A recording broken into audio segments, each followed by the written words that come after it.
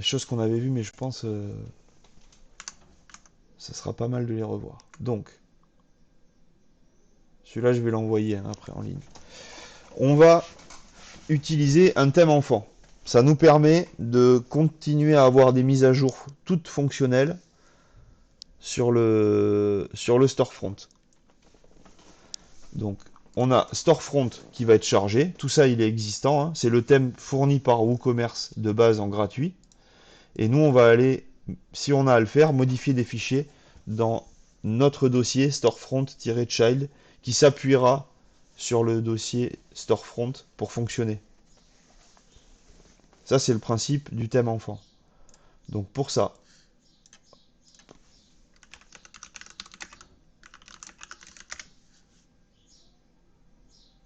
je me base toujours sur la doc de WordPress, des thèmes enfants. Vous l'avez sûrement en français aussi. Child theme. Tout est expliqué sur le pourquoi du comment. Il faut faire un thème enfant. Surtout, ce qu'il faut qu'on récupère, nous, c'est ce morceau de code.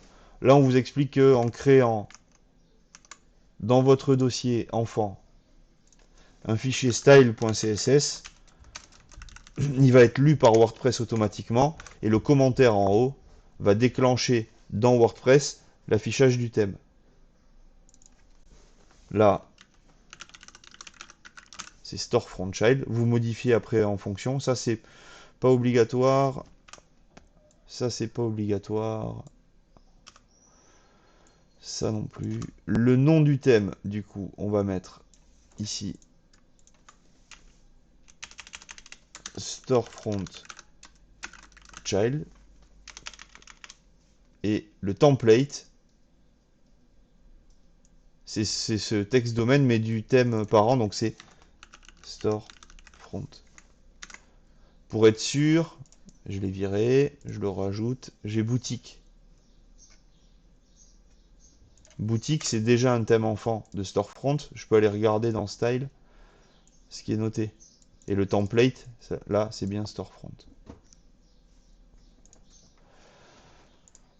À partir de là, donc rien qu'avec ce tout petit commentaire dans un style.css, bon, ce qu'il faut aussi normalement, c'est créer un nouveau fichier function.php, même s'il est vide, c'est pas grave. Mais ça me permet ici, donc sur mon serveur à droite, d'aller envoyer projet code storefront child ces deux fichiers. Donc j'envoie style.css, j'envoie function.php. Et si je reviens dans la gestion des thèmes,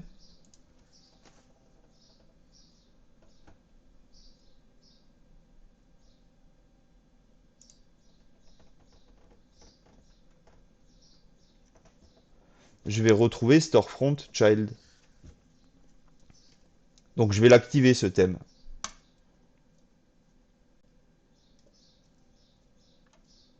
Et j'actualise ma page pour voir à quoi ça ressemble. Ça ressemble même plus à boutique. Donc là, ça ressemble à storefront, tout simplement, qui est chargé. Et donc, techniquement, les modifs que je vais faire,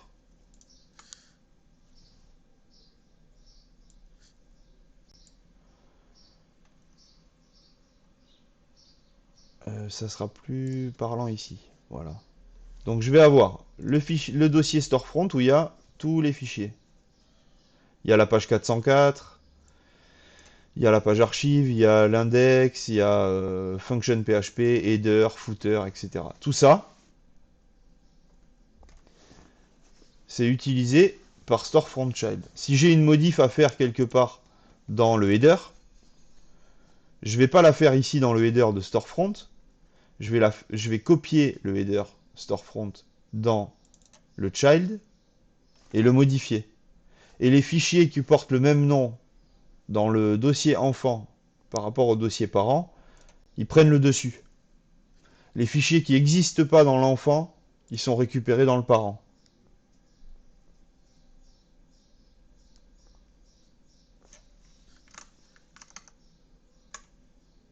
Donc, qu'est-ce que nous, on va modifier?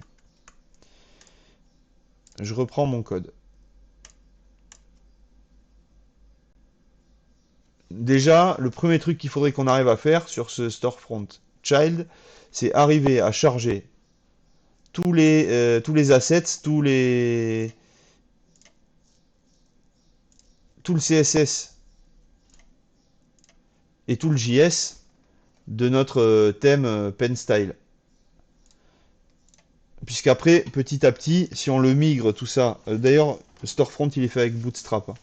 Donc, vu qu'on a déjà un Bootstrap personnalisé, il y a des trucs qui vont remonter, on avait fait le test. Pour ça, donc, je vais aller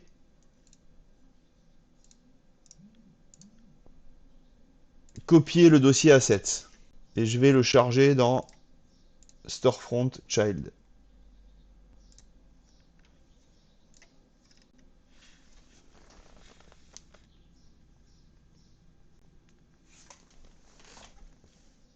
J'ai mon JS, j'ai mon CSS, c'est OK.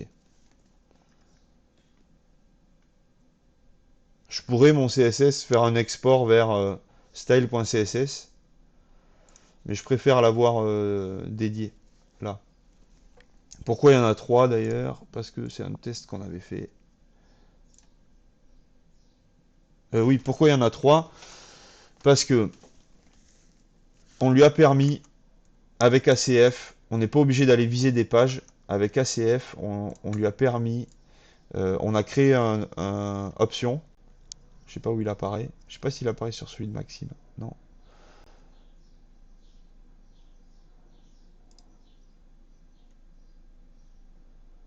Oh, Maxime, il l'a viré. Il l'a sûrement viré. Mais en fait, il y avait un petit champ, thème de couleur 1, thème de couleur 2, thème de couleur 3. Et du coup, la cliente, elle pouvait choisir un thème de couleur pour son site. Ça chargeait à chaque fois un fichier CSS différent. Donc ça, on l'a viré.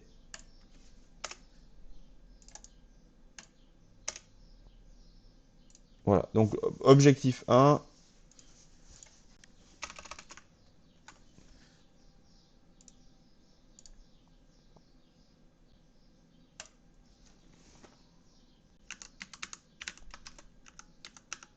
Je fais un fichier texte.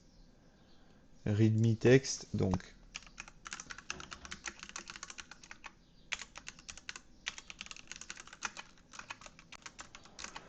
1. Intégrer le CSS et le JS du projet de Maxime. Non, pas besoin de ça. Voilà. 2. Reconnecter les ACF sur les pages.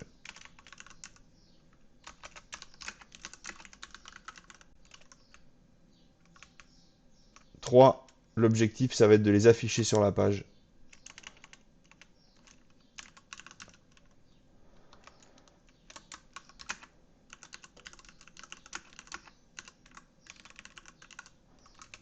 4. Retester le e-commerce, puisque là, sur ce thème, tout est fonctionnel. Donc, en fait, je préfère qu'on parte là-dessus et qu'on fasse des trucs simples et que je vous remontre ACF, plutôt que de débugger du e-commerce en mode avancé sur un truc qui marche pas, qu'il faut passer par le FTP tous les 4 matins et tout. Ça devient fatigant. Là, normalement, tout ça, on s'en soucie peu. Ça va être juste du visuel et du fonctionnel par rapport à un cahier des charges. Et puis la base, on l'a déjà, donc ça, on va pas être gêné. Je sauvegarde. Donc si on va voir sur le projet qu'on avait fait,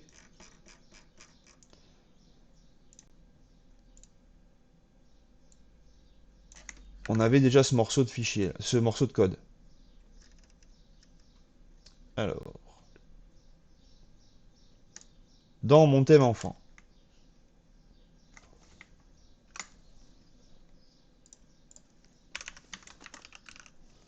j'ouvre le PHP et je vais créer la première fonction qu'on crée. C'est la fonction. Alors là, on peut faire...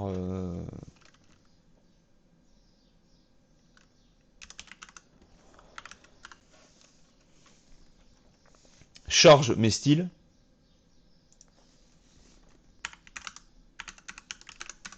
Charge mes styles et mes scripts.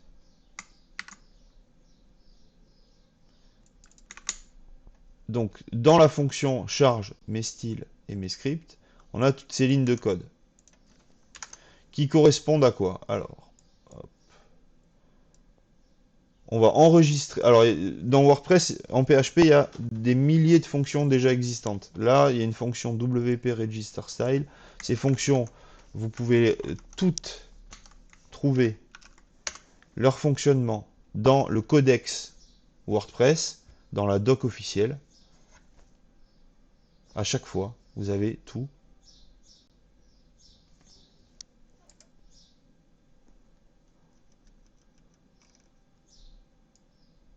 Ce à quoi ça sert. Les paramètres, c'est ce qu'on met dans les parenthèses d'une fonction. Là. Les paramètres acceptés. Quel type de valeurs sont acceptées? String, c'est chaîne de caractères. Ici, bool, c'est boolean, true, false. Est-ce que c'est requis ou optionnel? Et vous avez la source du code, mais surtout des exemples qui marchent à chaque fois. Enfin, à chaque fois. Vous avez beaucoup d'exemples sur ces pages-là, et ils sont quasiment tout le temps fonctionnels, puisque de toute façon, c'est la doc officielle. Donc, le jour où quelqu'un poste une ligne de code qui bug, c'est vite supprimé. Si ça marche pas chez vous, c'est peut-être que ça marche pas juste chez vous, par contre. Pour d'autres soucis. Donc, cette fonction WP Register Style, elle va enregistrer ici le nom, c'est à nous de le donner, du thème, l'URL du fichier qu'il faut récupérer, et ça, c'est du vide imposé.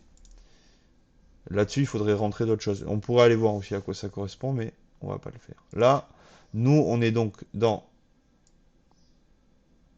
notre dossier.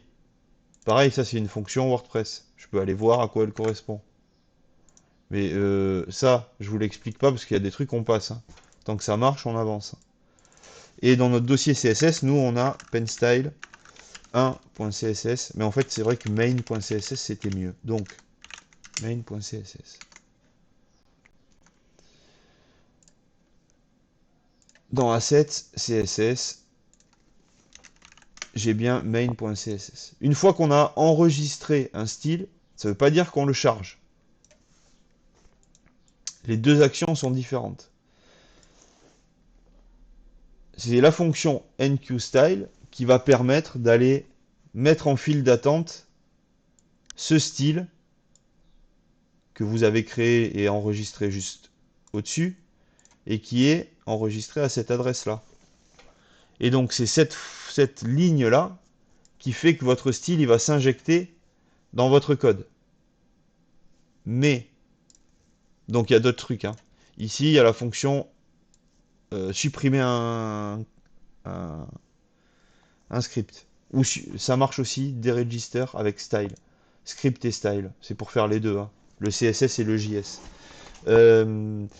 Qu'est-ce qu'on fait? En fait, nous, on a besoin d'aller charger des scripts. On a notre main.js à nous. On a FontAwesome, on a Bootstrap, on a des trucs comme ça. Pour Bootstrap, on a besoin de jQuery. On a aussi le BX slider, le slider que je vous avais montré en cours de JS. On a ça aussi. Mais ceux-là, ils utilisent une version précise de jQuery qui n'est pas la même que celle chargée par WordPress.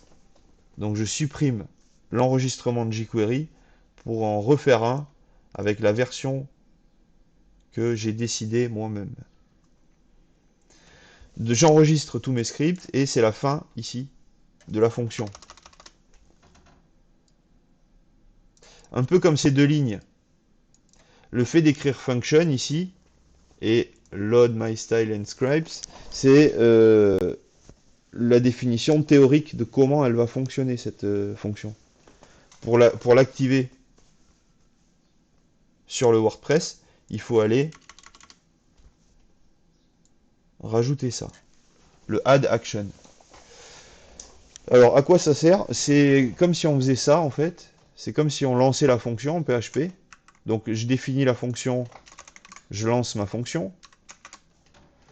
Sauf que, avec le add action, on définit exactement à quel moment. Ce que j'ai sélectionné là, c'est un moment dans le chargement des pages WordPress. À quel moment on veut que notre fonction soit activée. Nous, cette fonction-là, on veut qu'elle soit activée quand WordPress va mettre en file d'attente les scripts et les fichiers CSS. On aurait pu l'activer à un autre moment et ça se serait affiché à un autre endroit dans la page. Mais toutes ces petites lignes permettent de charger mes scripts et mes styles. Donc, j'actualise ici mon FTP et je renvoie assets et function. Alors, non pas dans Storefront, mais dans Storefront Child, ici. Le fichier function.php qui était vide tout à l'heure, il est là, il fait 0 octet. Le nouveau, il fait 1200 octets. Ici, vous pouvez voir la différence entre un fichier, le fichier que vous allez écraser et le fichier qui va le remplacer. Faites gaffe. Et faites gaffe à ce truc-là. Par exemple, si vous oubliez souvent de sauvegarder des fichiers, quand vous allez refaire un transfert, si vous avez fait beaucoup de modifs et que c'est la même taille, les deux, il y a peu de chances que les modifs elles aient été sauvegardées. Ça peut vous mettre la puce à l'oreille là-dessus. Ou l'inverse. Vous vous êtes planté dans un dossier ici ou ailleurs, et vous chargez un truc qui est plus petit que ce que vous aviez codé avant, alors que vous avez rajouté du code. Ça, faut se méfier. Bon, là, du coup, on a rajouté pas mal de code. Donc la taille est plus importante, c'est normal. Et ça me permet d'aller vérifier. Donc j'y vais. Sur le thème, il y a peut-être des trucs qui vont sauter.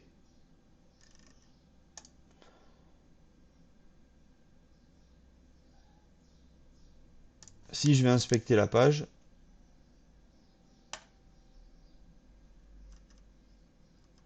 je suis censé retrouver mon main.css.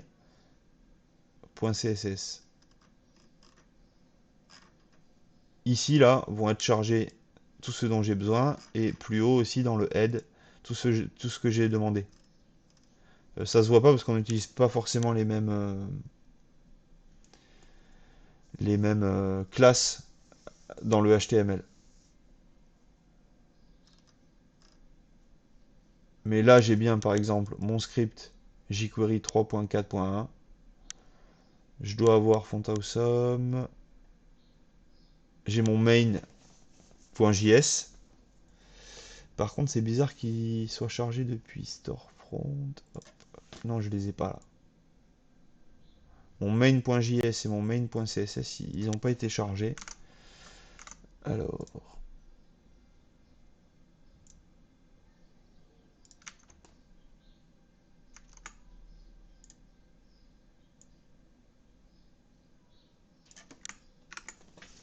c'est pas cette URL là. Ça, c'est l'URL du thème parent. Comment je le sais? En regardant ici le code. J'ai demandé à charger le fichier main.js, mais qui est bien dans Assets et dans JS, mais dans Storefront. Il faut qu'il soit dans Storefront-child. Donc, quand je sais pas de tête la fonction, parce que les fonctions, il y en a des milliers, WordPress, thème, non, si, child, thème, folder.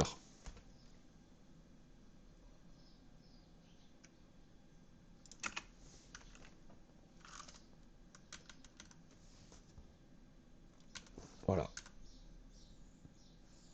Directory, URI.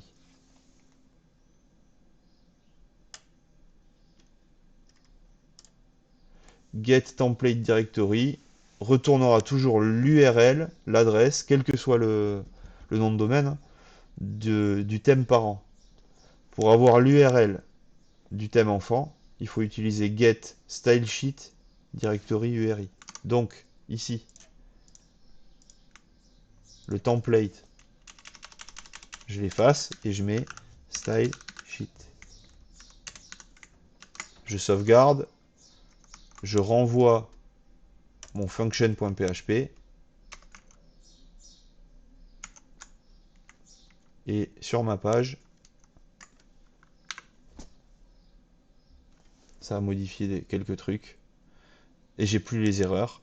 Donc dans éléments ici, je retrouve bien mes fichiers, mon BX slider et tout ça.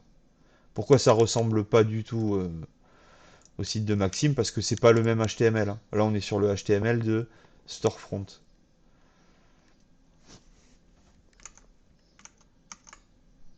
Mais intégrer le CSS et le JS du projet de Maxime. Contrat rempli. Reconnecter les ACF sur les pages. Ça va prendre un peu plus de temps. Il faut qu'on aille regarder tout ça. D'ailleurs, ça,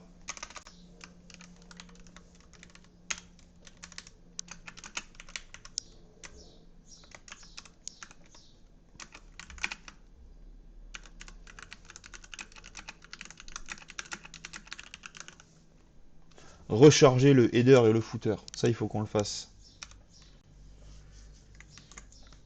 Donc, on a, nous, dans les dossiers de Maxime, on avait créé un header.php et un footer.php. Le header, par exemple, qu'est-ce qu'il fait? Il charge le doctype, il charge la fonction wp-head dans laquelle on charge les scripts et les styles. On est toujours dans la balise head. Et donc c'est ici qu'on va charger les scripts et les styles. C'est dans ce wp-head que j'ai la fonction, le timing, mettre en file d'attente les scripts. Et donc c'est à ce moment-là dans wp-head qu'on lance la fonction load my style and script et qu'on fait tout ça.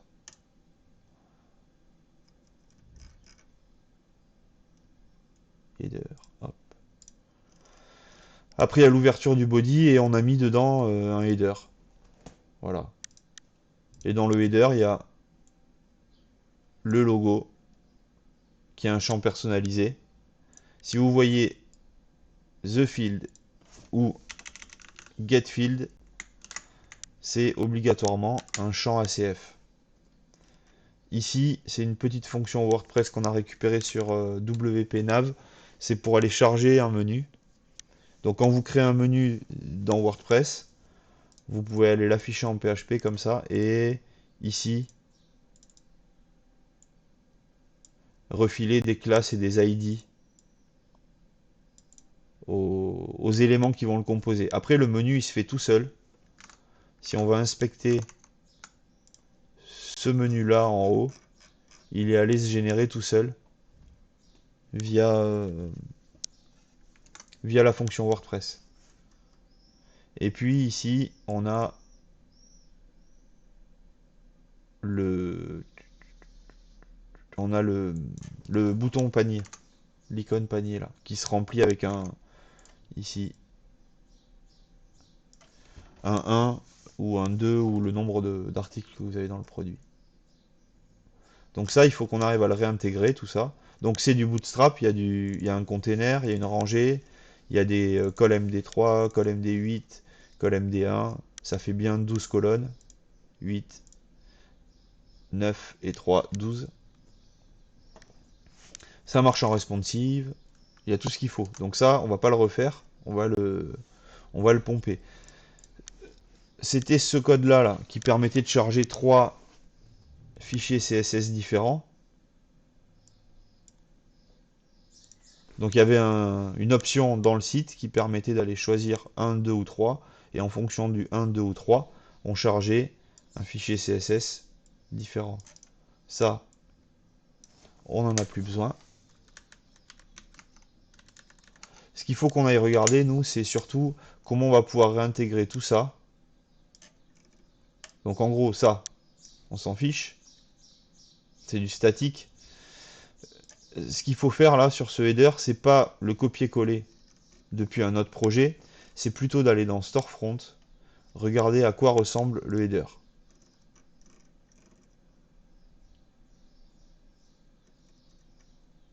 Par exemple ici, ça, c'est bon. C'est ce qu'on avait, mais en plus il est un peu mieux parce que il y a des infos dynamiques. Donc toute là, on va dans Storefront Child faire un nouveau fichier header.php.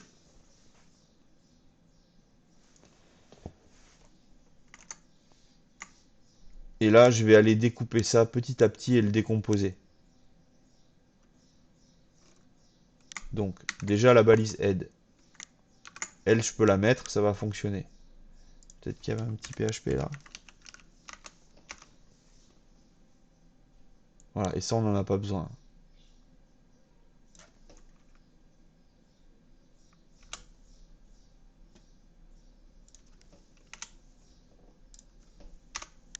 Après il y a le body. Donc je reviens voir dessus le body. Eux ils l'ont mis body avec à l'intérieur de la balise un morceau de PHP qui lance body class. Body class, c'est une fonction qui va afficher classe égale et qui va donner des classes automatiquement au body.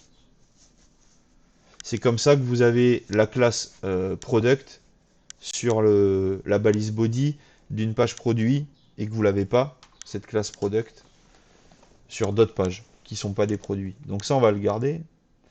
Ça, faudrait qu'on aille voir WP Body Open à quoi ça sert, mais on va le garder quand même. Ça aussi. Ça aussi. Hop, je m'arrête là. Après, là, ici, il y a le header. Là.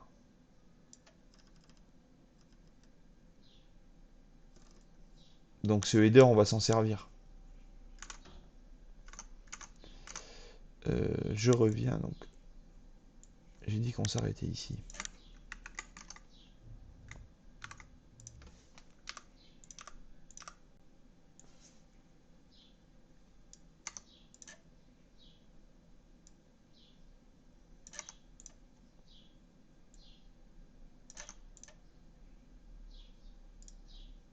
Voilà, tout en bas, il y aura, pardon, il y aura pas la fermeture du body et du HTML. En parallèle, pour réintégrer tout ça, on va aller créer un nouveau fichier, footer.php, qui va réintégrer. Donc, je vais copier un morceau du code du footer de Storefront.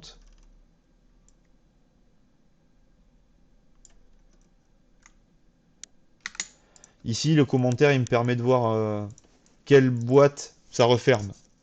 Puisque votre fichier index.html, il a été découpé en plusieurs fichiers PHP.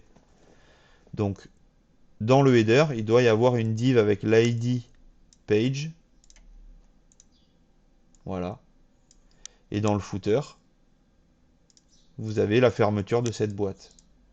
Donc si je me suis moi arrêté dans mon header à la div id page, dans mon footer,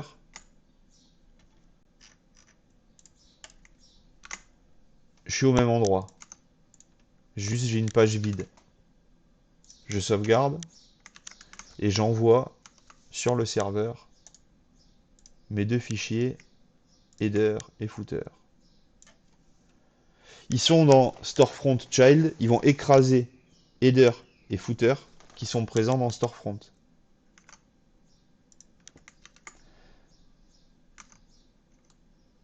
J'y vais.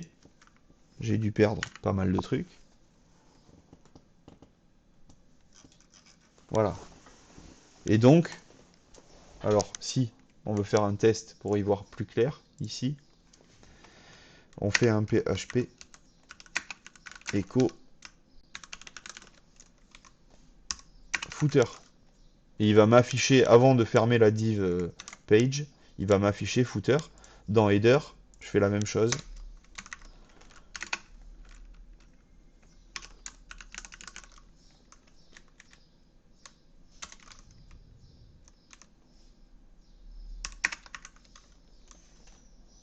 C'est moche.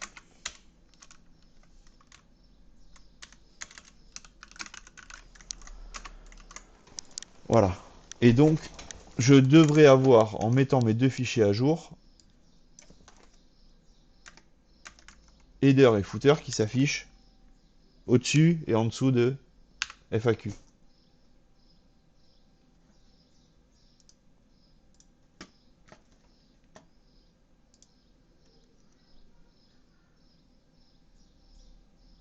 Ils n'ont pas de balise, donc ils ont été traités à l'arrache.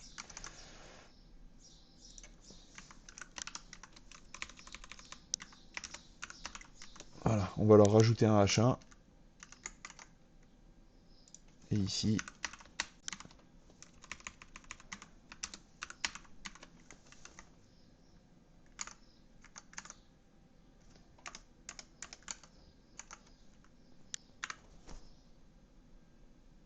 voilà.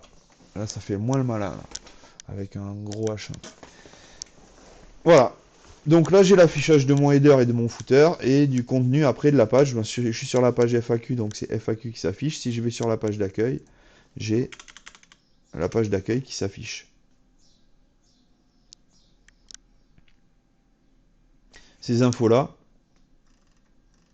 elles sont dans la page d'accueil de Storefront. Et l'idée, c'est de virer tout ça pour avoir nos éléments à nous.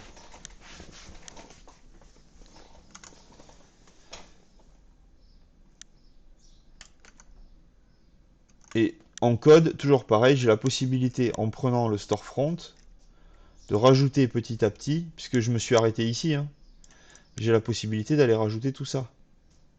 Si je rajoute tout ça, ça va reprendre la forme du Storefront. Donc, je vais pas prendre la div content, je vais prendre le header. On va juste même prendre le header. Et dans mon header à moi, du coup, je vire header et je remplace par tout ça. Donc il y a une action, celle-là, faudrait qu'on aille voir dans les fonctions storefront à quoi elle sert. Before header. Donc ça doit forcément faire des choses qui sont nécessaires pour l'affichage du header. Ça, pareil, c'est une petite fonction qui permet à mon avis de personnaliser le header, mais on va pas en avoir besoin.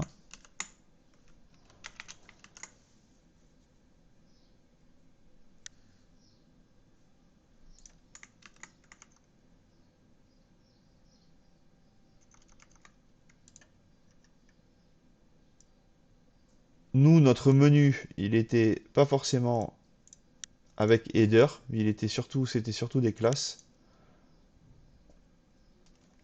On va voir après comment on le réintègre. Donc je sauvegarde et petit à petit, je renvoie les fichiers. Ici, j'ai plus header qui s'affiche, mais j'ai tout le header.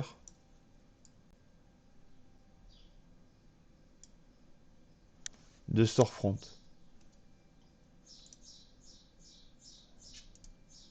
Pourquoi il est en double?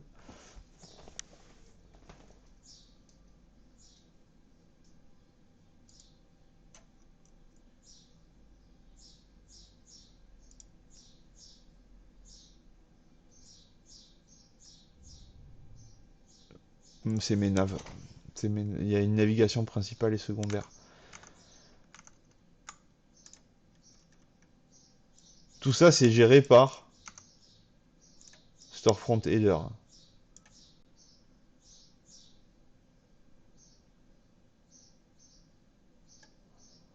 Alors, est-ce que c'est géré par un commentaire ici?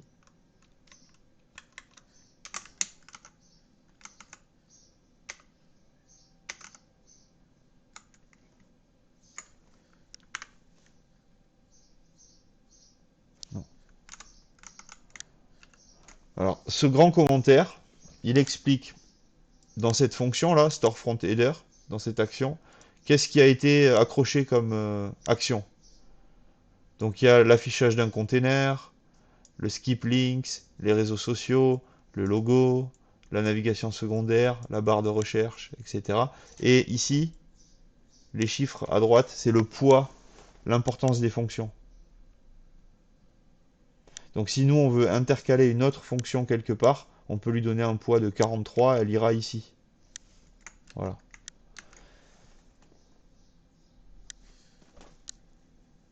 Alors cette fonction-là, storefront header.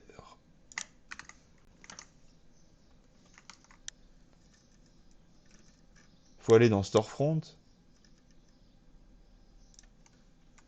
et dans function pour voir si est-ce qu'elle est présente dans function.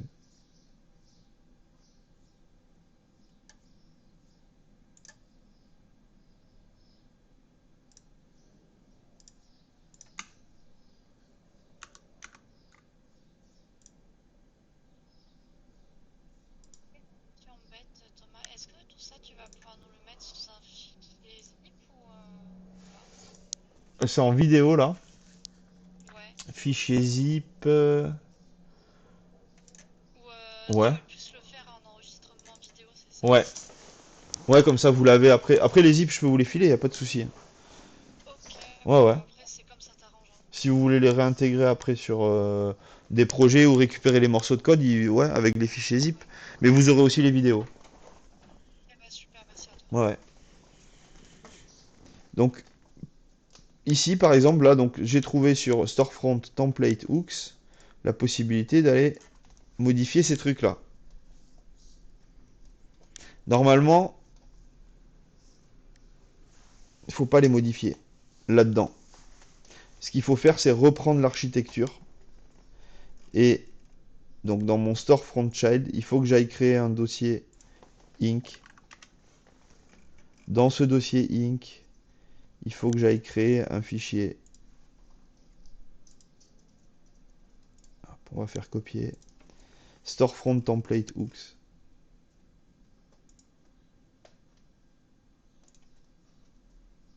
Donc je l'ai maintenant.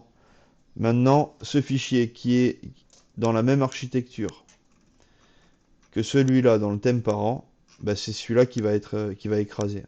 Si je vire, je pense qu'en virant déjà la navigation secondaire,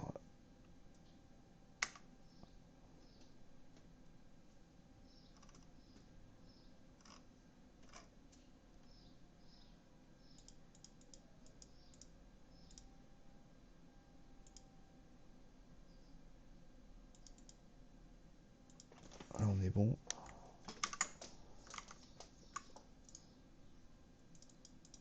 En virant la navigation secondaire, je vais récupérer un seul menu en haut.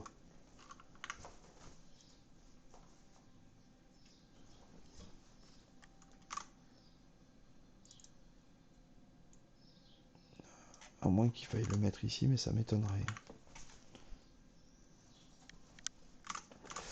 Alors, ça c'est parce qu'il est dans les widgets aussi.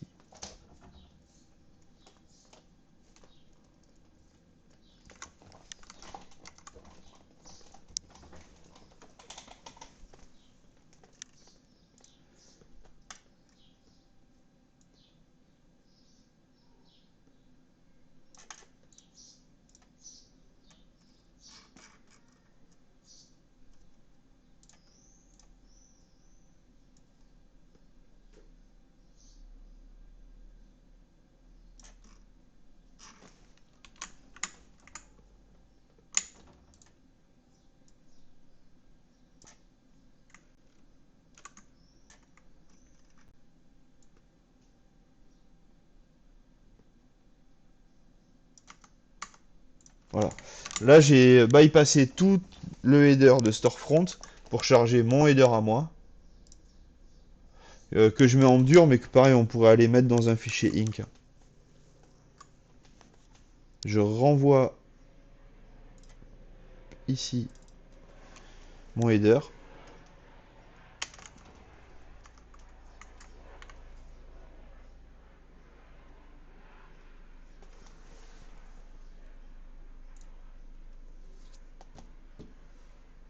Et là, je me récupère la barre là, elle vient de mon style à moi.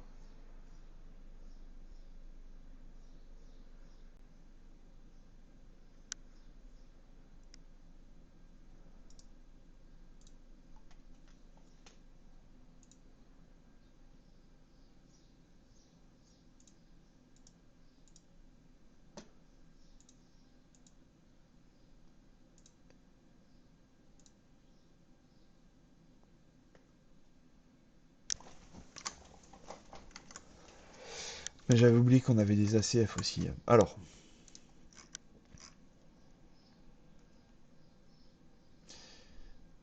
ici, dans le menu, le logo, c'est logo header, c'est un ACF. Donc il va falloir, nous, dans Function, qu'on aille charger.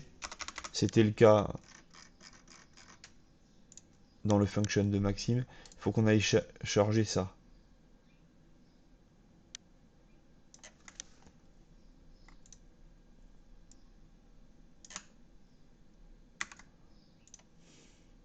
Alors, on va charger ça déjà.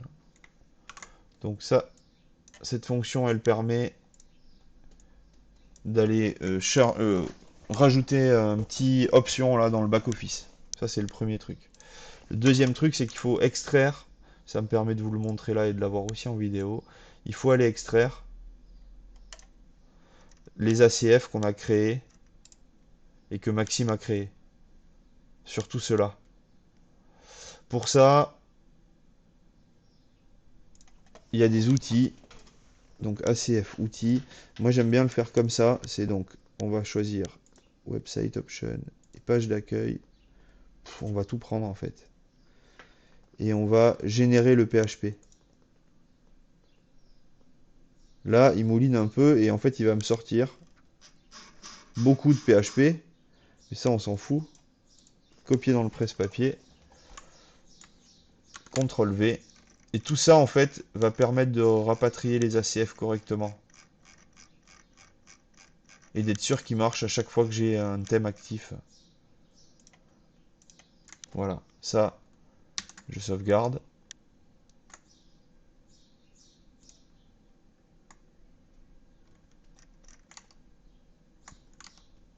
Et je renvoie mon function.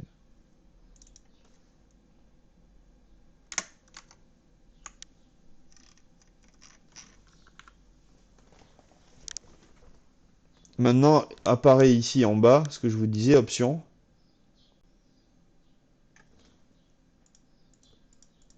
qui me permet de gérer les options du site. Et là-dedans, alors, hop,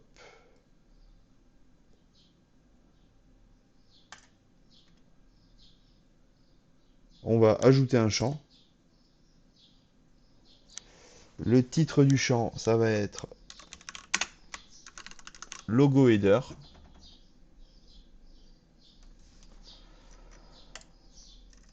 Ça va être une image. L'image qu'on va récupérer, nous, on veut l'URL de l'image. Et la taille de l'image, taille originale.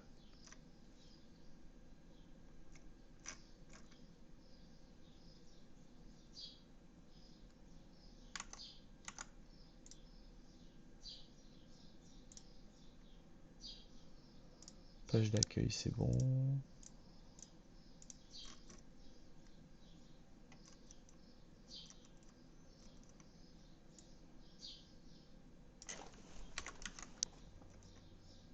Ça, c'est quoi, produit?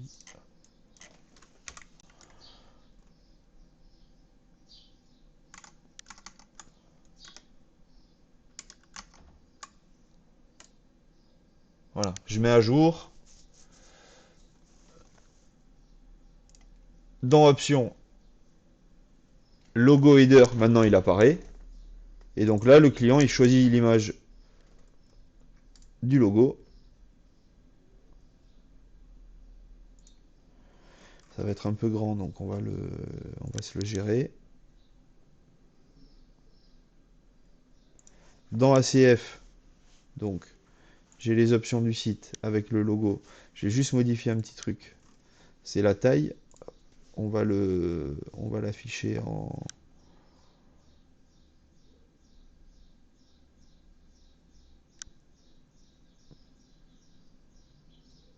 On va l'afficher comme ça, en miniature. Et il s'appelle logo header. C'est pas le nom là, le titre du champ, c'est ce qui apparaît pour le client. C'est celui-là qu'on utilise en PHP, logo underscore header. Voilà. Et dans mon header, du coup, ici, je lui dis bien d'aller chercher logo header.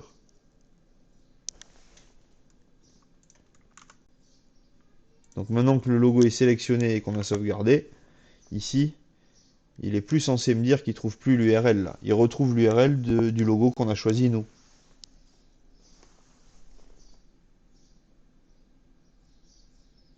Et donc ça, c'est du customisable comme le client veut.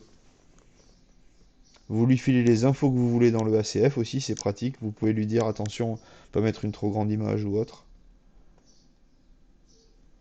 Donc ça, rien que pour une petite image comme ça devient hyper pratique. Oui,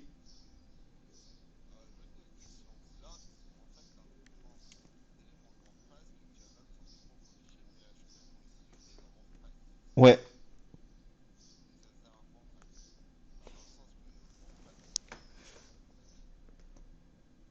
pas ces éléments-là.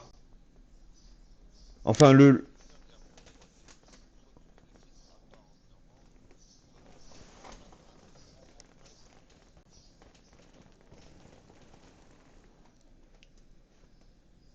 c'est le principe de développer sur WordPress. C'est ça, c'est que tu démontes ce qui existe déjà pour le remonter à ta sauce. Mais ouais, ouais, non, on s'appuie sur les fonctions de WordPress. Des fois, on en annule certaines, des fois, on en rajoute certaines, des fois, on les modifie, on les customise.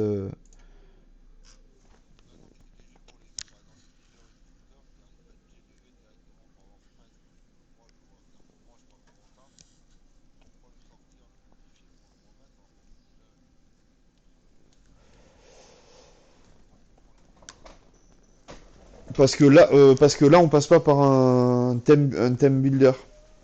Avec Elementor, c'est plus facile d'aller modifier les headers et les footers. Mais là, du coup, l'objectif, c'est de pas passer par Elementor et de tous modifier en PHP et en CSS.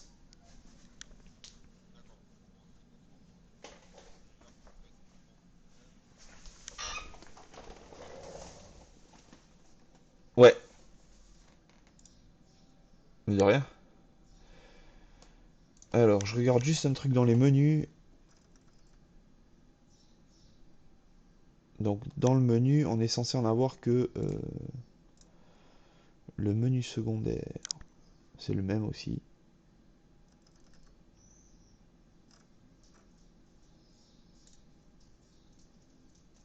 Ok.